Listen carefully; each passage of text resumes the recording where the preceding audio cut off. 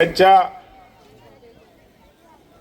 प्रयत्नाने नासोला पण जाऊन आले, अनेक ठिकाणी इस्रोला जाऊन आले, असे अनेक उपक्रम शाळेच्या माध्यमातून राबवले जातात। मी या ठिकाणी एवढंच सांगणार आहे की ही शाळा मोठ्या पटांगण आहे।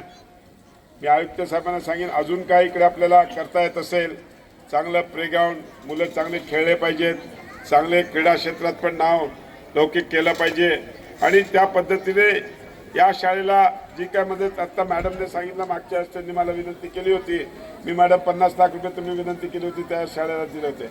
आताही तुम्ही काय विनंती द्या, मी नक्कीच 50 लाख तुम्हाला देतो।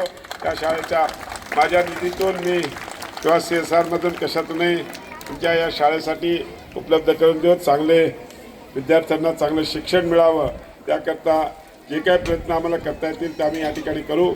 मी जास्त वेळ घेणार नाही, फक्त एवढंच सांगणार आहे की आज हा जो म्हणजे शाळा प्रवेश उत्सव साजरा होतोय, हा देशभरामध्ये राज्यभरामध्ये देशाचे पंतप्रधान नरेंद्र मोदीजींची इच्छा आहे की प्रत्येक व्यक्ती याने शिक्षण घेतलं पाहिजे।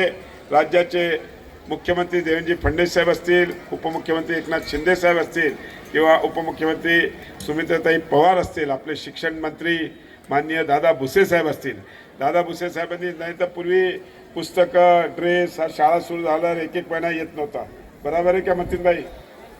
अभी बराबर पहले आ गए ना सब।